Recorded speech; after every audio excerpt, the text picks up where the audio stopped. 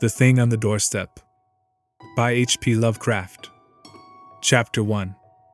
It is true that I have sent 6 bullets through the head of my best friend, and yet I hope to show by this statement that I am not his murderer. At first I shall be called a madman, madder than the man I shot in his cell at the Arkham Sanitarium. Later some of my readers will weigh each statement, correlate it with the known facts, and ask themselves how I could have believed otherwise than I did after facing the evidence of that horror, that thing on the doorstep. Until then I also saw nothing but madness in the wild tales I have acted on. Even now I ask myself whether I was misled, or whether I am not mad after all. I do not know, but others have strange things to tell of Edward and Asenath Derby, and even the stolid police are at their wits' ends to account for that last terrible visit. They have tried weakly to concoct a theory of a ghastly jest or warning by discharged servants, yet they know in their hearts that the truth is something infinitely more terrible and incredible. So I say that I have not murdered Edward Derby. Rather have I avenged him, and in so doing purged the earth of a horror whose survival might have loosed untold terrors on all mankind. There are black zones of shadow close to our daily paths, and now and then some evil soul breaks a passage through. When that happens, the man who knows must strike before reckoning the consequences. I have known Edward Pickman Derby all his life. 8 years my junior, he was so precocious that we had much in common from the time he was 8 and I was 16. He was the most phenomenal child scholar I have ever known, and at 7 was writing verse of a somber, fantastic, almost morbid cast which astonished the tutors surrounding him. Perhaps his private education and coddled seclusion had something to do with his premature flowering. An only child, he had organic weaknesses which startled his doting parents and caused them to keep him closely chained to their side. He was never allowed out without his nurse, and seldom had a chance to play unconstrainedly with other children. All this doubtless fostered a strange secret of life in the boy, with imagination as his one avenue of freedom. At any rate, his juvenile learning was prodigious and bizarre, and his facile writings such as to captivate me despite my greater age. About that time I had leanings toward art of a somewhat grotesque cast, and I found in this younger child a rare kindred spirit. What lay behind our joint love of shadows and marvels was, no doubt, the ancient, moldering, and subtly fearsome town in which we live, witch-cursed, legend-haunted Arkham, whose huddled, sagging gambrel roofs and crumbling Georgian balustrades brood out the centuries beside the darkly muttering Miskatonic. As time went by I turned to architecture and gave up my design of illustrating a book of Edward's demoniac poems, yet our comradeship suffered no lessening. Young Derby's odd genius developed remarkably, and in his 18th year his collected nightmare lyrics made a real sensation when issued under the title Asenath and Other Horrors. He was a close correspondent of the notorious Baudelairian poet Justin Jeffrey, who wrote The People of the Monolith and died screaming in a madhouse in 1926 after a visit to a sinister, ill-regarded village in Hungary. In self-reliance and practical affairs, however, Derby was greatly retarded because of his coddled existence. His health had improved, but his habits of childish dependence were fostered by over-careful parents, so that he never traveled alone, made independent decisions, or assumed responsibilities. It was early seen that he would not be equal to a struggle in the business or professional arena, but the family fortune was so ample that this formed no tragedy. As he grew to years of manhood he retained a deceptive aspect of boyishness. Blond and blue-eyed, he had the fresh complexion of a child, and his attempt to raise a mustache were discernible only with difficulty. His voice was soft and light, and his unexercised life gave him a juvenile chubbiness rather than the paunchiness of premature middle age. He was of good height, and his handsome face would have made him a notable gallant had not his shyness held him to seclusion and bookishness. Derby's parents took him abroad every summer, and he was quick to seize on the surface aspects of European thought and expression. His Poe-like talents turned more and more toward the decadent, and other artistic sensitiveness and yearnings were half aroused in him. We had great discussions in those days. I had been through Harvard, had studied in a Boston architect's office, had married, and had finally returned to Arkham to practice my profession, settling in the family homestead in Saltonstall Street since my father had moved to Florida for his health. Edward used to call almost every evening, till I came to regard him as one of the household. He had a characteristic way of ringing the doorbell or sounding the knocker that grew to be a veritable code signal, so that after dinner I always listened for the familiar 3 brisk strokes followed by 2 more after a pause. Less frequently I would visit at his house and note with envy the obscure volumes in his constantly growing library. Derby went through Miskatonic University in Arkham since his parents would not let him board away from them. He entered at 16 and completed his course in 3 years, majoring in English and French literature and receiving high marks in everything but mathematics and the sciences. He mingled very little with the other students, though looking enviously at the daring, or bohemian, set, whose superficially smart language and meaningless ironic pose he aped, and whose dubious conduct he wished he dared adopt. What he did do was to become an almost fanatical devotee of subterranean magical lore, for which Miskatonic's library was and is famous. Always a dweller on the surface of fantasy and strangeness, he now delved deep into the actual runes and riddles left by a fabulous past for the guidance or puzzlement of posterity. He read things like the frightful Book of Ibn, the von Unaussprechlichen Kulten of von Junt, and the forbidden Necronomicon of the mad Arab Abdul Alhazard, though he did not tell his parents he had seen them. Edward was 20 when my son and only child was born, and seemed pleased when I named the newcomer Edward Derby Upton after him. By the time he was 25, Edward Derby was a prodigiously learned man and a fairly well-known poet and fantasist, though his lack of contacts and responsibilities had slowed down his literary growth by making his products derivative and overbookish. I was perhaps his closest friend, finding him an inexhaustible mine of vital theoretical topics, while he relied on me for advice in whatever matters he did not wish to refer to his parents. He remained single, more through shyness, inertia, and parental protectiveness than through inclination, and moved in society only to the slightest and most perfunctory extent. When the war came, both health and ingrained timidity kept him at home. I went to Plattsburgh for a commission but never got overseas. So the years wore on. Edward's mother died when he was 34, and for months he was incapacitated by some odd psychological malady. His father took him to Europe, however, and he managed to pull out of his trouble without visible effects. Afterward he seemed to feel a sort of grotesque exhilaration, as if of partial escape from some unseen bondage. He began to mingle in the more advanced college set despite his middle age, and was present at some extremely wild doings, on one occasion paying heavy blackmail, which he borrowed of me, to keep his presence at a certain affair from his father's notice. Some of the whispered rumors about the wild Miskatonic set were extremely singular. There was even talk of black magic and of happenings utterly beyond credibility. Chapter 2. Edward was 38 when he met Asenath Waite. She was, I judge, about 23 at the time, and was taking a special course in medieval metaphysics at Miskatonic. The daughter of a friend of mine had met her before, in the Hall School at Kingsport, and had been inclined to shun her because of her odd reputation. She was dark, smallish, and very good-looking except for over-protuberant eyes, but something in her expression alienated extremely sensitive people. It was, however, largely her origin and conversation which caused average folk to avoid her. She was one of the Asenath Waites, and dark legends have clustered for generations about crumbling, half-deserted Asenath and its people. There are tales of horrible bargains about the year 1850, and of a strange element, not quite human, in the ancient families of the rundown fishing port. Tales such as only old-time Yankees can devise and repeat with proper awesomeness. Asenath's case was aggravated by the fact that she was Ephraim Waite's daughter, the child of his old age by an unknown wife who always went veiled. Ephraim lived in a half-decayed mansion in Washington Street, Asenath, and those who had seen the place, Arkham folk avoid going to Asenath whenever they can, declared that the attic windows were always boarded, and that strange sounds sometimes floated from within as evening drew on. The old man was known to have been a prodigious magical student in his day, and legend averred that he could raise or quell storms at sea according to his whim. I had seen him once or twice in my youth as he came to Arkham to consult forbidden tomes at the college library, and had hated his wolfish, saturnine face with its tangle of iron-gray beard.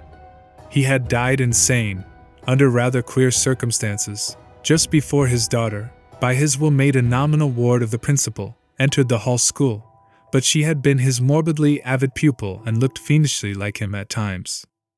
The friend whose daughter had gone to school with Asenath Waite repeated many curious things when the news of Edward's acquaintance with her began to spread about.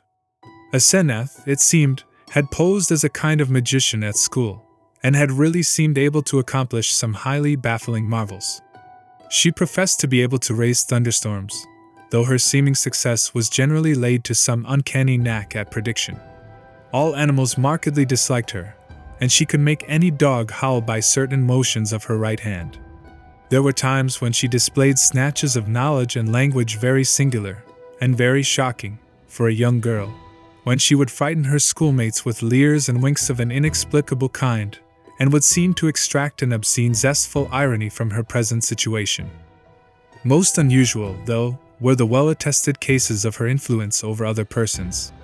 She was, beyond question, a genuine hypnotist. By gazing peculiarly at a fellow student, she would often give the latter a distinct feeling of exchanged personality, as if the subject were placed momentarily in the magician's body and able to stare half across the room at her real body, whose eyes blazed and protruded with an alien expression. Asenath often made wild claims about the nature of consciousness and about its independence of the physical frame, or at least from the life processes of the physical frame. Her crowning rage, however, was that she was not a man, since she believed a male brain had certain unique and far-reaching cosmic powers. Given a man's brain, she declared, she could not only equal but surpass her father in mastery of unknown forces. Edward met Asenath at a gathering of intelligentsia held in one of the students' rooms, and could talk of nothing else when he came to see me the next day. He had found her full of the interests and erudition which engrossed him most, and was in addition wildly taken with her appearance. I had never seen the young woman, and recalled casual references only faintly, but I knew who she was. It seemed rather regrettable that Derby should become so upheaved about her, but I said nothing to discourage him, since infatuation thrives on opposition. He was not, he said, mentioning her to his father. In the next few weeks I heard of very little but Asenath from young Derby. Others now remarked Edward's autumnal gallantry, though they agreed that he did not look even nearly his actual age, or seem at all inappropriate as an escort for his bizarre divinity. He was only a trifle paunchy despite his indolence and self-indulgence, and his face was absolutely without lines. Asenath, on the other hand, had the premature crow's feet which come from the exercises of an intense will. About this time Edward brought the girl to call on me, and I at once saw that his interest was by no means one-sided. She eyed him continually with an almost predatory air, and I perceived that their intimacy was beyond untangling. Soon afterward I had a visit from old Mr. Derby, whom I had always admired and respected. He had heard the tales of his son's new friendship, and had wormed the whole truth out of the boy. Edward meant to marry Asenath, and had even been looking at houses in the suburbs.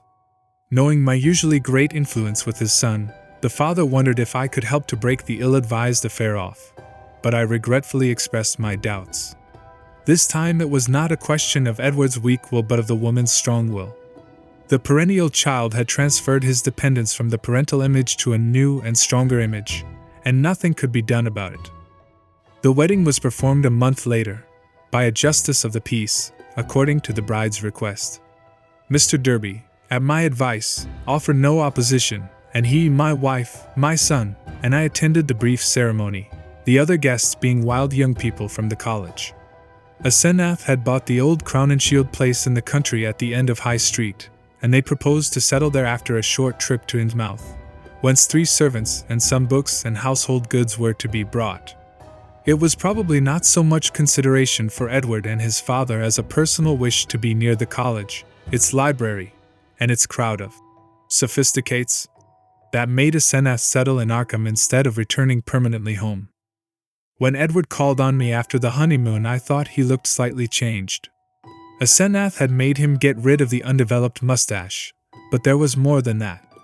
He looked soberer and more thoughtful, his habitual pout of childish rebelliousness being exchanged for a look almost of genuine sadness. I was puzzled to decide whether I liked or disliked the change. Certainly he seemed for the moment more normally adult than ever before. Perhaps the marriage was a good thing. Might not the change of dependence form a start toward actual neutralization, leading ultimately to responsible independence? He came alone, for Asenath was very busy. She had brought a vast store of books and apparatus from Innsmouth. Derby shuddered as he spoke the name, and was finishing the restoration of the Crown and Shield house and grounds. Her home, in that town, was a rather disgusting place, but certain objects in it had taught him some surprising things. He was progressing fast in esoteric lore now that he had Asenath's guidance. Some of the experiments she proposed were very daring and radical. He did not feel at liberty to describe them, but he had confidence in her powers and intentions. The 3 servants were very queer. An incredibly aged couple who had been with old Ephraim and referred occasionally to him and to Asenath's dead mother in a cryptic way, and a swarthy young wench who had marked anomalies of feature and seemed to exude a perpetual odor of fish. Chapter 3. For the next 2 years I saw less and less of Derby.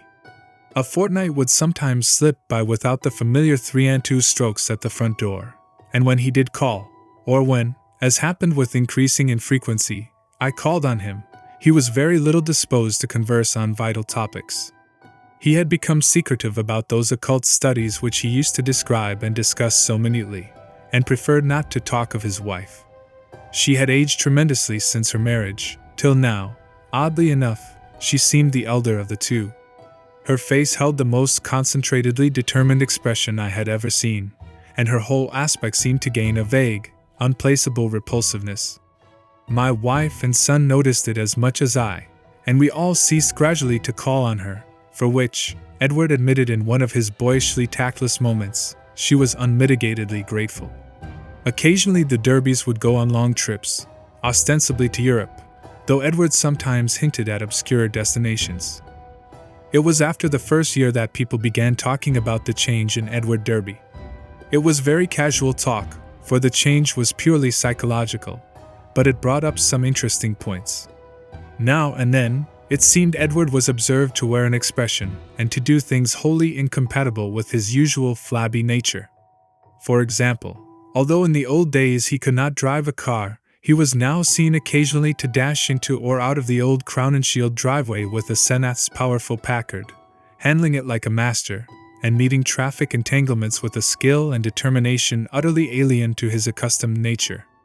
In such cases he seemed always to be just back from some trip or just starting on one. What sort of trip? No one could guess, although he mostly favored the Innsmouth road. Oddly, the metamorphosis did not seem altogether pleasing. People said he looked too much like his wife, or like old Ephraim Waite himself, in these moments.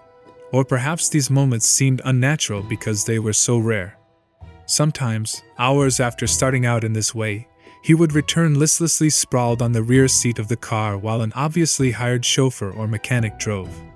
Also, his preponderant aspect on the streets during his decreasing round of social contacts, including, I may say, his calls on me, was the old-time indecisive one, its irresponsible childishness even more marked than in the past.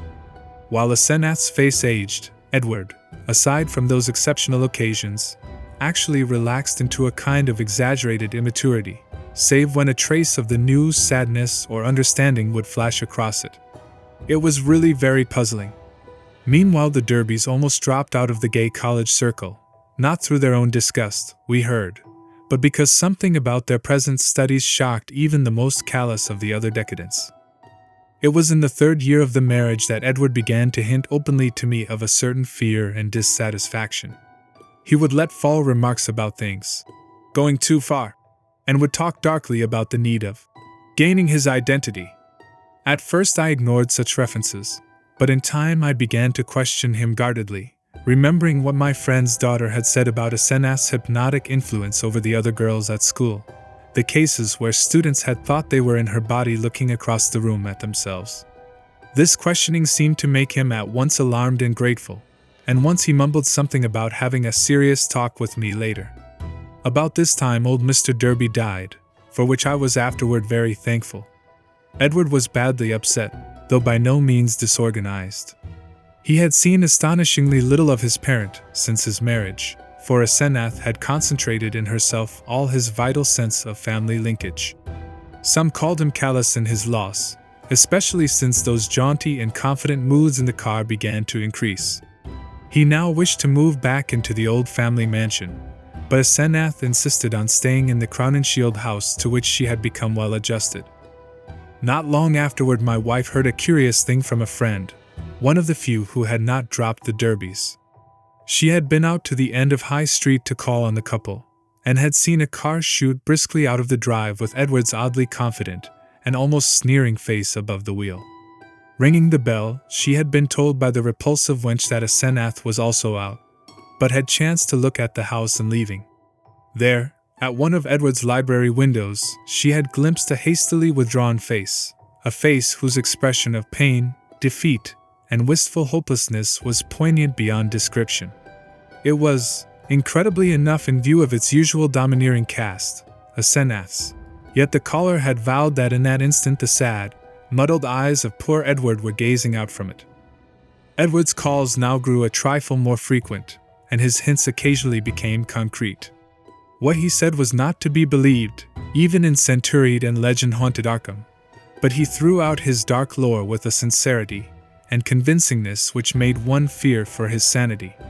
He talked about terrible meetings in lonely places, of cyclopean ruins in the heart of the Maine woods beneath which vast staircases led down to abysses of night secrets, of complex angles that led through invisible walls to other regions of space and time, and of hideous exchanges of personality that permitted explorations in remote and forbidden places, on other worlds, and in different space-time continua. He would now and then back up certain crazy hints by exhibiting objects which utterly nonplussed me, elusively colored and bafflingly textured objects like nothing ever heard of on Earth, whose insane curves and surfaces answered no conceivable purpose, and followed no conceivable geometry. These things, he said, came from outside, and his wife knew how to get them. Sometimes, but always in frightened and ambiguous whisper, he would suggest things about old Ephraim Waite, whom he had seen occasionally at the college library in the old days. These adumbrations were never specific, but seemed to revolve around some especially horrible doubt as to whether the old wizard were really dead, in a spiritual as well as corporeal sense. At times Derby would halt abruptly in his revelations, and I wondered whether Asenath could possibly have divined his speech at a distance, and cut him off through some unknown sort of telepathic mesmerism, some power of the kind she had displayed at school. Certainly, she suspected that he told me things, for as the weeks passed she tried to stop his visits with words and glances of a most inexplicable potency. Only with difficulty could he get to see me, for although he would pretend to be going somewhere else, some invisible force would generally clog his motions or make him forget his destination for the time being. His visits usually came when Asenath was away in her own body, as he once oddly put it. She always found out later. The servants watched his goings and coming, but evidently she thought it inexpedient to do anything drastic. Chapter 4. Derby had been married more than 3 years on that August day when I got that telegram from Maine. I had not seen him for 2 months, but had heard he was away on business.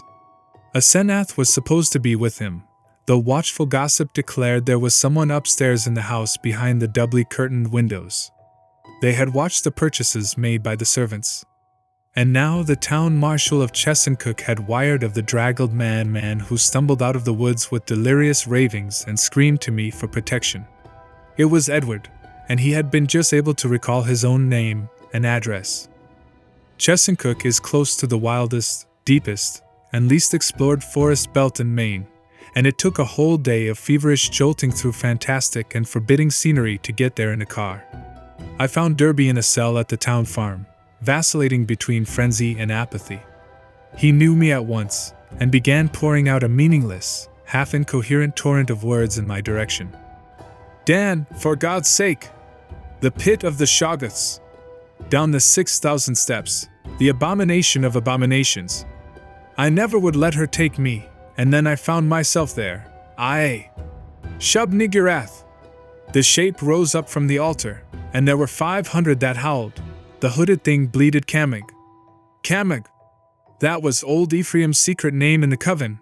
I was there, where she promised she wouldn't take me, a minute before I was locked in the library, and then I was there where she had gone with my body, in the place of utter blasphemy, the unholy pit where the black realm begins and the watcher guards the gate. I saw a Shoggoth. It changed shape.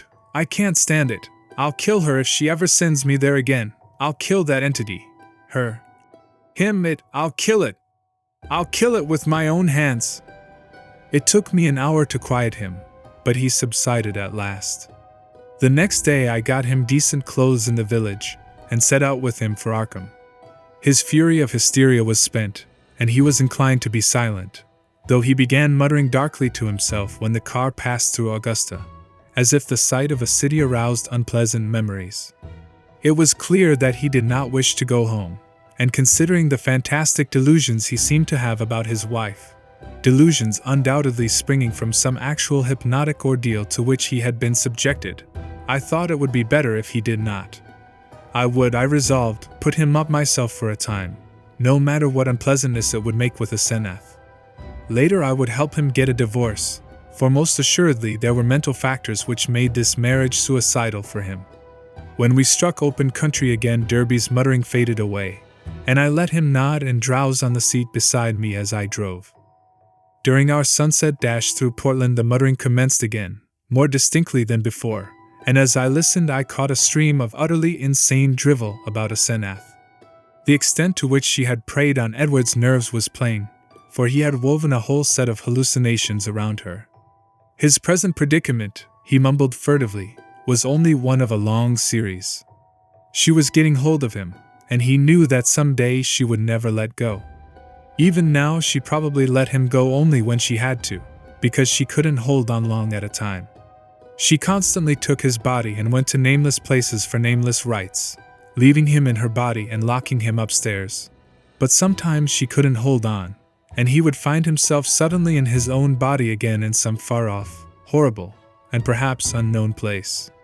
Sometimes she'd get hold of him again, and sometimes she couldn't. Often he was left stranded somewhere as I had found him. Time and again he had to find his way home from frightful distances, getting somebody to drive the car after he found it. The worst thing was that she was holding on to him longer and longer at a time. She wanted to be a man, to be fully human. That was why she got hold of him. She had sensed a mixture of fine-wrought brain and weak will in him.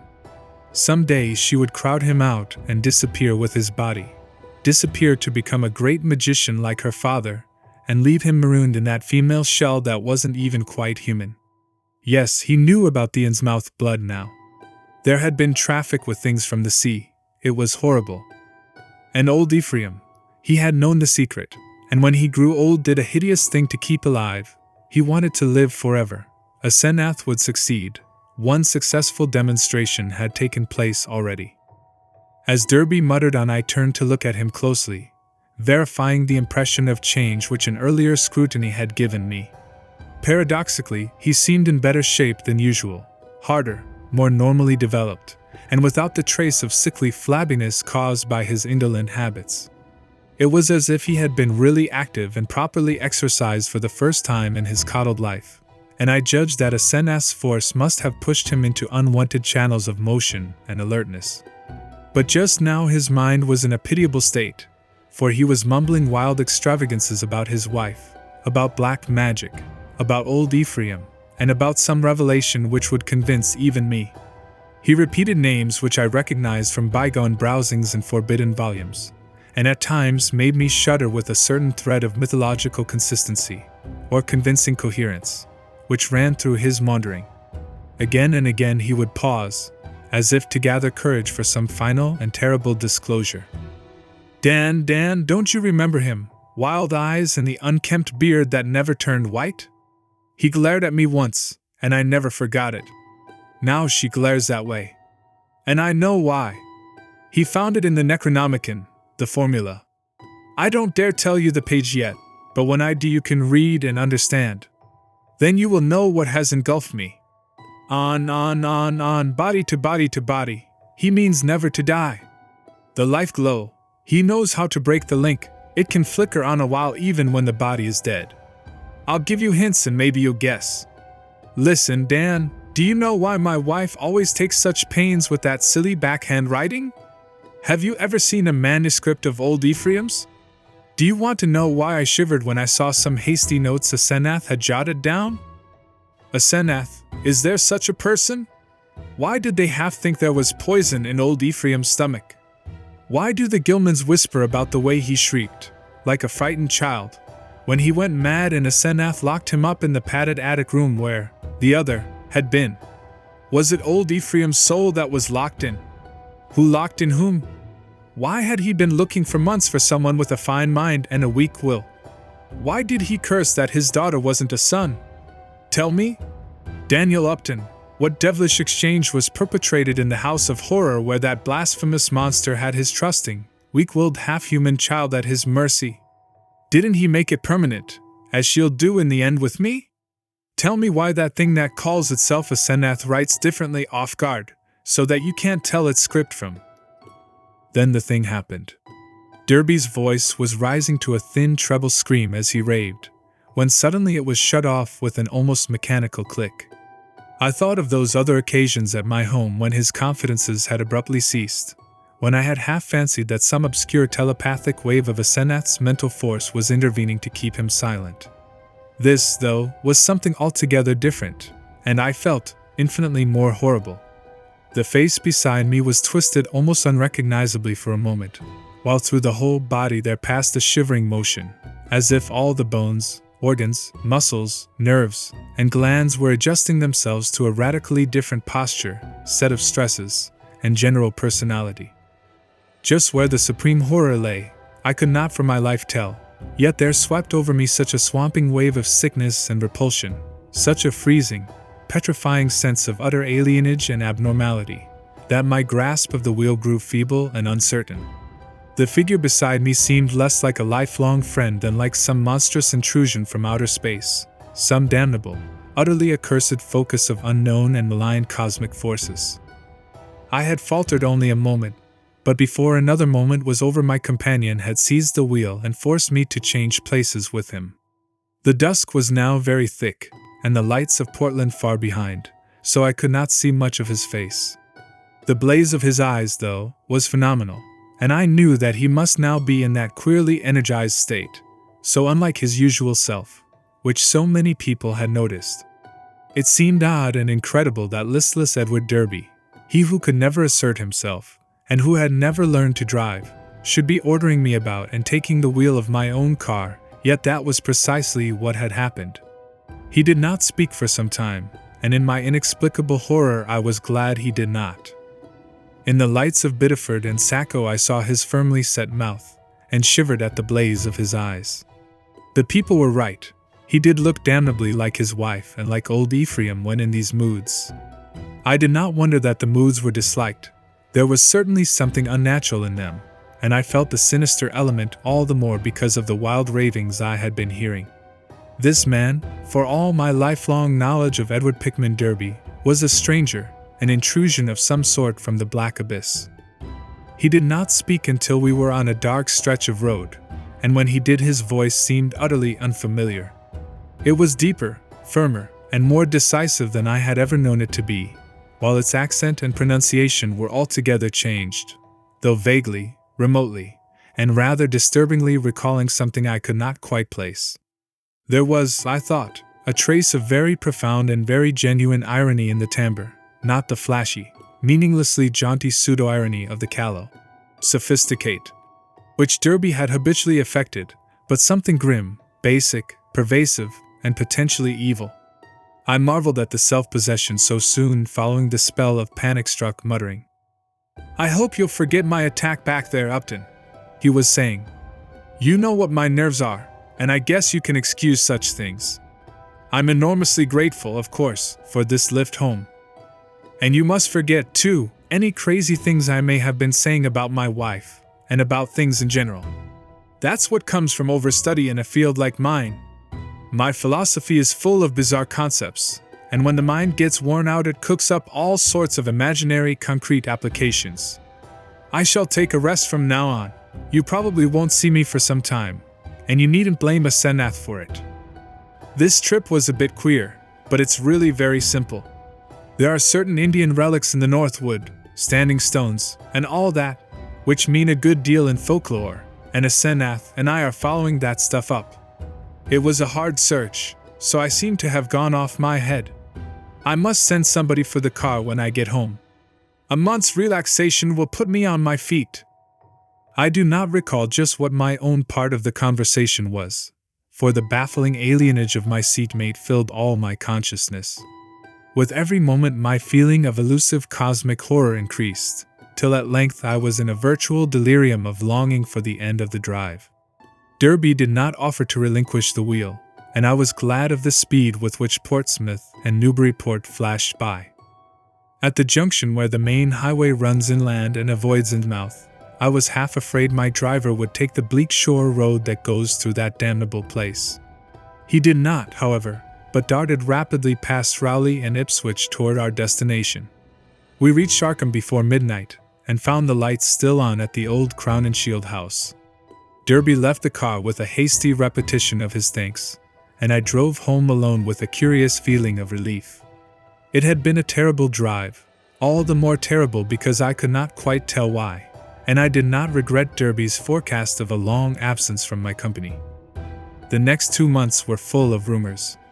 People spoke of seeing Derby more and more in his new energized state, and Asenath was scarcely ever into her callers.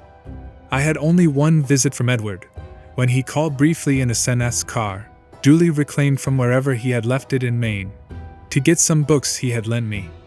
He was in his new state, and paused only long enough for some evasively polite remarks. It was plain that he had nothing to discuss with me when in this condition, and I noticed that he did not even trouble to give the old 3-2 signal when ringing the doorbell.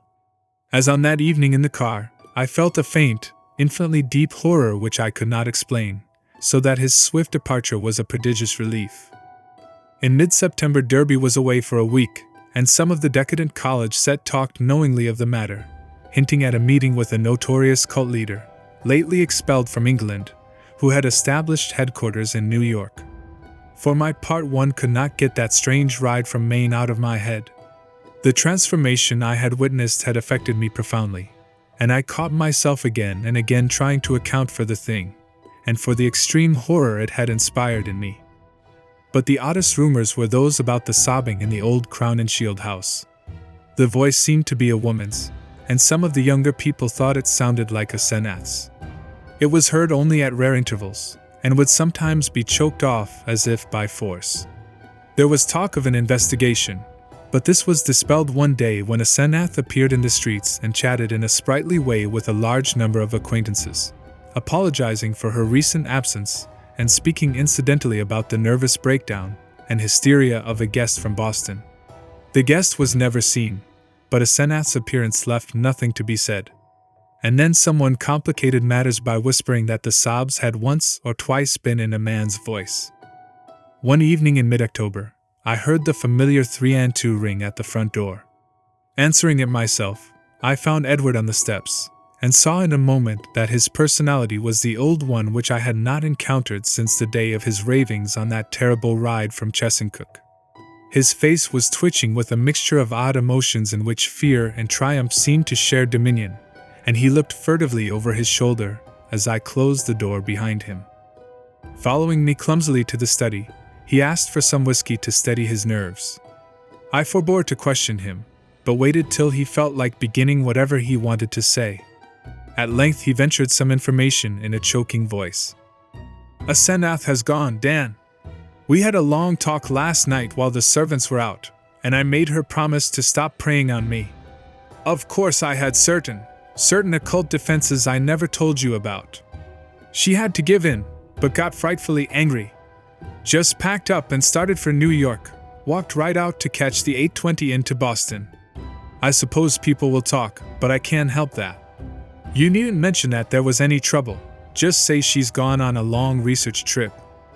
She's probably going to stay with one of her horrible groups of devotees. I hope she'll go west and get a divorce. Anyhow, I've made her promise to keep away and let me alone. It was horrible, Dan. She was stealing my body, crowding me out, making a prisoner of me. I lay low and pretended to let her do it, but I had to be on the watch. I could plan if I was careful, for she can't read my mind literally or in detail. All she could read of my planning was a sort of general mood of rebellion, and she always thought I was helpless. Never thought I could get the best of her, but I had a spell or two that worked. Derby looked over his shoulder and took some more whiskey. I paid off those damned servants this morning when they got back. They were ugly about it and asked questions, but they went. They're her kin, in-mouth people, and were hand and glove with her. I hope they'll let me alone. I didn't like the way they laughed when they walked away. I must get as many of Dad's old servants again as I can. I'll move back home now. I suppose you think I'm crazy, Dan, but Arkham history ought to hint at things that back up what I've told you, and what I'm going to tell you. You've seen one of the changes, too, in your car after I told you about Asenath that day coming home from Maine. That was when she got me, drove me out of my body. The last thing I remember was when I was all worked up trying to tell you what that she-devil is. Then she got me, and in a flash I was back at the house, in the library where those damned servants had me locked up, and in that cursed fiend's body that isn't even human. You know it was she you must have ridden home with, that praying wolf in my body. You ought to have known the difference. I shuddered as Derby paused. Surely I had known the difference, yet could I accept an explanation as insane as this? But my distracted caller was growing even wilder. I had to save myself. I had to, Dan. She'd have got me for good at Hallowmas. They hold a Sabbath up there beyond Chesuncook, and the sacrifice would have clinched things. She'd have got me for good, she'd have been I, and I'd have been she, forever. Too late, my body'd have been hers for good, she'd have been a man, and fully human, just as she wanted to be. I suppose she'd have put me out of the way, killed her own ex-body with me in it, damn her, just as she did before, just as she did, or it did before. Edward's face was now atrociously distorted, and he bent it uncomfortably close to mine as his voice fell to a whisper. You must know what I hinted in the car, that she isn't Asenath at all, but really old Ephraim himself. I suspected it 1.5 years ago, and I know it now. Her handwriting shows that when she goes off guard, sometimes she jots down a note in writing that's just like her father's manuscripts, stroke for stroke, and sometimes she says things that nobody but an old man like Ephraim could say. He changed forms with her when he felt death coming. She was the only one he could find with the right kind of brain and a weak enough will. He got her body permanently, just as she almost got mine, and then poisoned the old body he'd put her into. Haven't you seen old Ephraim's soul glaring out of that she-devil's eyes dozens of times, and out of mine when she has control of my body? The whisperer was panting, and paused for breath. I said nothing, and when he resumed his voice was nearer normal. This, I reflected, was a case for the asylum, but I would not be the one to send him there. Perhaps time and freedom from Asenath would do its work. I could see that he would never wish to dabble in morbid occultism again. I'll tell you more later. I must have a long rest now. I'll tell you something of the forbidden horrors she led me into, something of the age-old horrors that even now are festering in out-of-the-way corners with a few monstrous priests to keep them alive. Some people know things about the universe that nobody ought to know, and can do things that nobody ought to be able to do. I've been in it up to my neck, but that's the end. Today I'd burn that damned Necronomicon and all the rest if I were librarian at Miskatonic. But she can't get me now.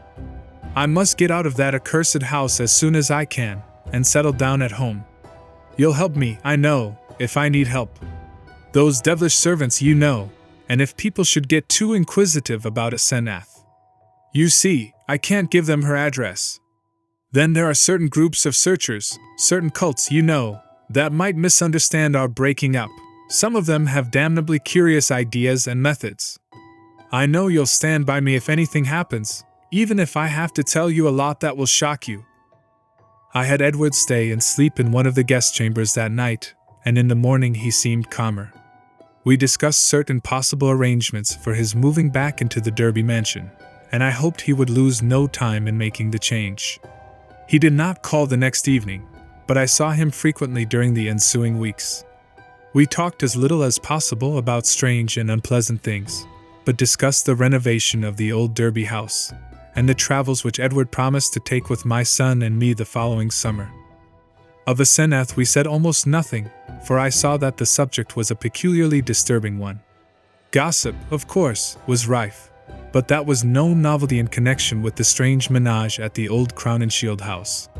One thing I did not like was what Derby's banker let fall in an overexpansive mood at the Miskatonic Club, about the checks Edward was sending regularly to a Moses and Abigail Sargent and a Eunice Babson in Innsmouth.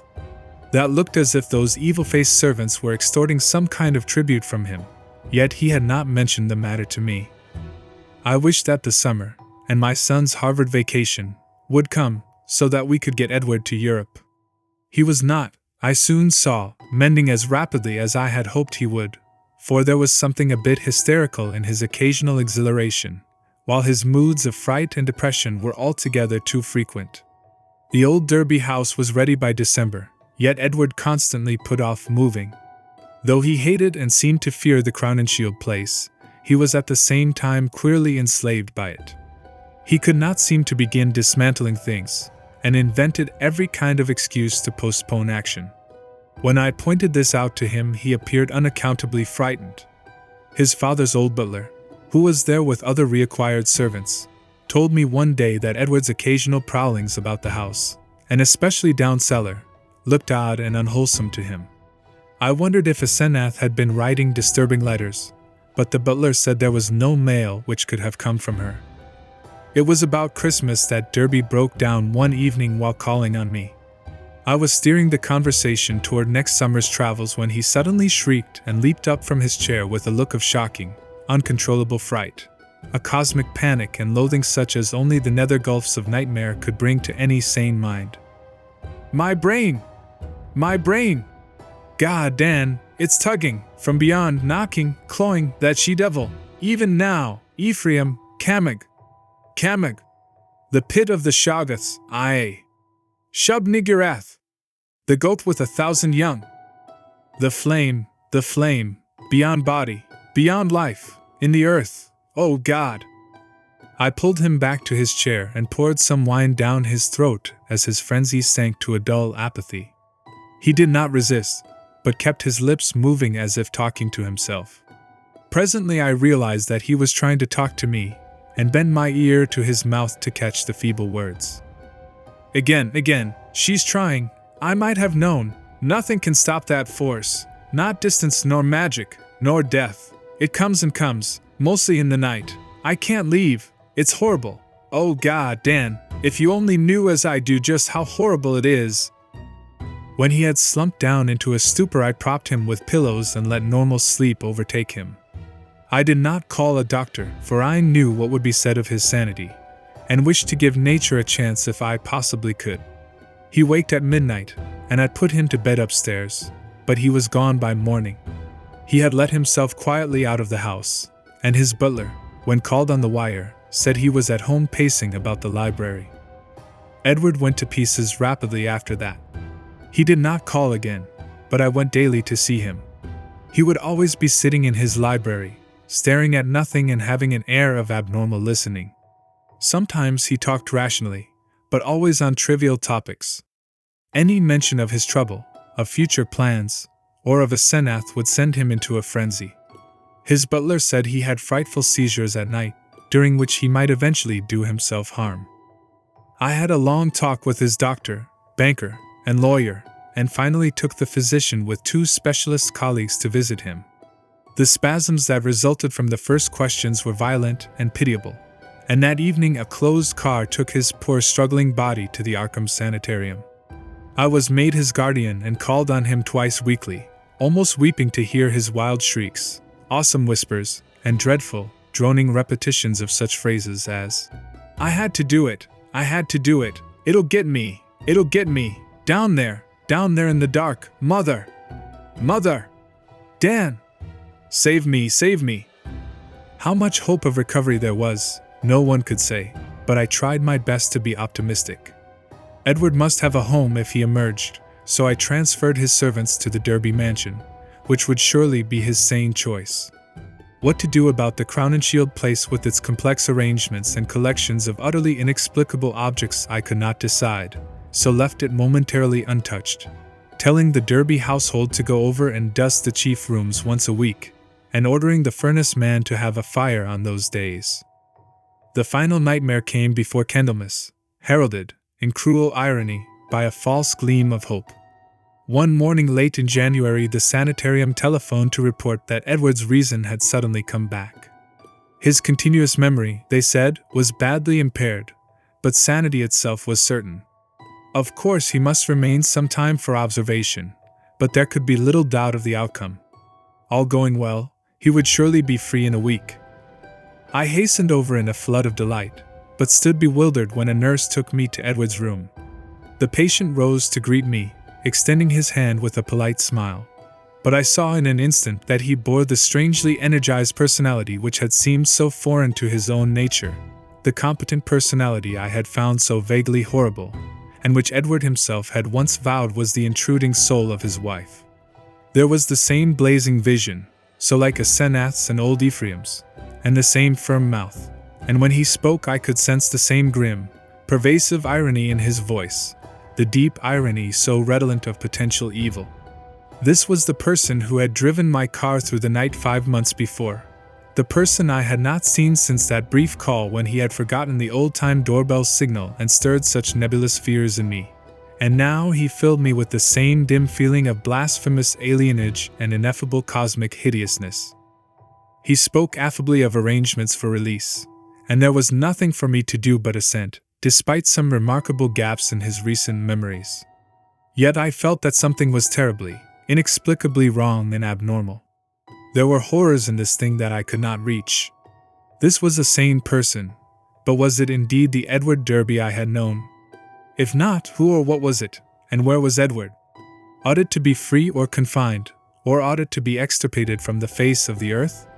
There was a hint of the abysmally sardonic in everything the creature said.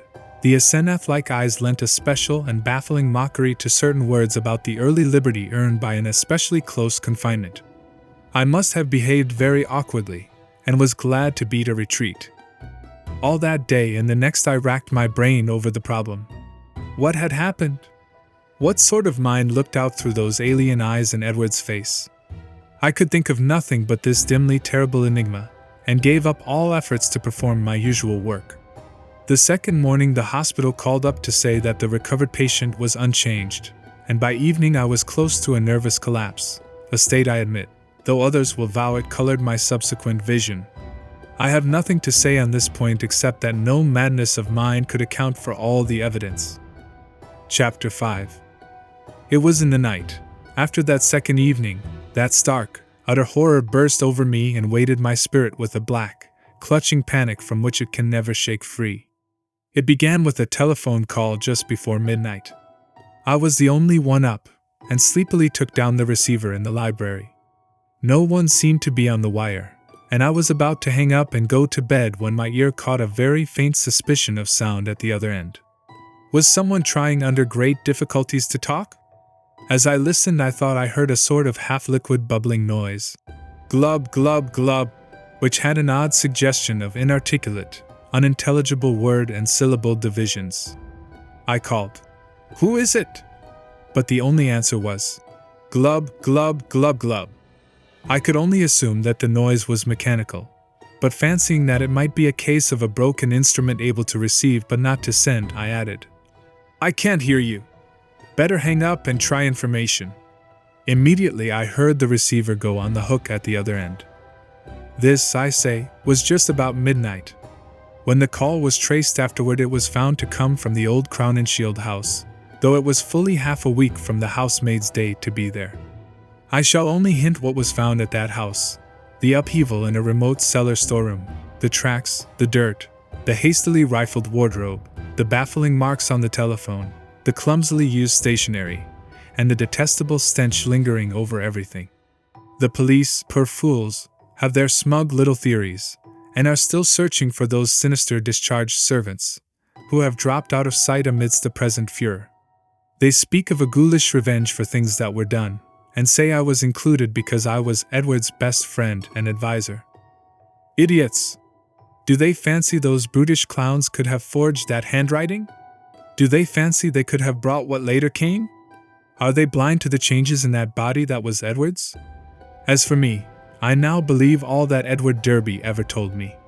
There are horrors beyond life's edge that we do not suspect, and once in a while man's evil prying calls them just within our range. Ephraim, Asenath, that devil called them in, and they engulfed Edward as they are engulfing me. Can I be sure that I am safe? Those powers survived the life of the physical form. The next day, in the afternoon, when I pulled out of my prostration and was able to walk and talk coherently, I went to the madhouse and shot him dead for Edward's and the world's sake. But can I be sure till he is cremated? They are keeping the body for some silly autopsies by different doctors, but I say he must be cremated. He must be cremated, he who was not Edward Derby when I shot him. I shall go mad if he is not, for I may be the next. But my will is not weak, and I shall not let it be undermined by the terrors I know are seething around it. One life, Ephraim, Asenath, and Edward, who now? I will not be driven out of my body. I will not change souls with that bullet-ridden lich in the madhouse. But let me try to tell coherently of that final horror. I will not speak of what the police persistently ignored, the tales of that dwarfed, grotesque, malodorous thing met by at least 3 wayfarers in High Street just before 2 o'clock, and the nature of the single footprints in certain places. I will say only that just about 2 the doorbell and knocker waked me, doorbell and knocker both, applied alternately and uncertainly in a kind of weak desperation, and each trying to keep Edward's old signal of 3 and 2 strokes. Roused from sound sleep, my mind leaped into a turmoil. Derby at the door, and remembering the old code. That new personality had not remembered it. Was Edward suddenly back in his rightful state? Why was he here in such evident stress and haste? Had he been released ahead of time, or had he escaped? Perhaps, I thought as I flung on a robe and bounded downstairs, his return to his own self had brought raving and violence, revoking his discharge and driving him to a desperate dash for freedom. Whatever had happened, he was good old Edward again, and I would help him. When I opened the door into the elm-arched blackness, a gust of insufferably fetid wind almost flung me prostrate. I choked in nausea, and for a second scarcely saw the dwarfed, humped figure on the steps. The summons had been Edward's, but who was this foul, stunted parody? Where had Edward had time to go? His ring had sounded only a second before the door opened. The collar had on one of Edward's overcoats, its bottom almost touching the ground, and its sleeves rolled back yet still covering the hands. On the head was a slouch hat pulled low, while a black silk muffler concealed the face. As I stepped unsteadily forward, the figure made a semi-liquid sound like that I had heard over the telephone. Glub glub, and thrust at me a large, closely written paper impaled on the end of a long pencil. Still reeling from the morbid and unaccountable fader, I seized the paper and tried to read it in the light from the doorway. Beyond question, it was in Edward's script. But why had he written when he was close enough to ring? And why was the script so awkward, coarse, and shaky? I could make out nothing in the dim half-light, so edged back into the hall, the dwarf figure clumping mechanically after but pausing on the inner door's threshold. The odor of this singular messenger was really appalling, and I hoped, not in vain, thank God, that my wife would not wake and confront it. Then, as I read the paper, I felt my knees give under me and my vision go black. I was lying on the floor when I came to, that accursed sheet still clutched in my fear-rigid hand. This is what it said. Dan, go to the sanitarium and kill it. Exterminate it. It isn't Edward Derby anymore. She got me, it's Asenath, and she has been dead 3 months and a half. I lied when I said she had gone away. I killed her. I had to.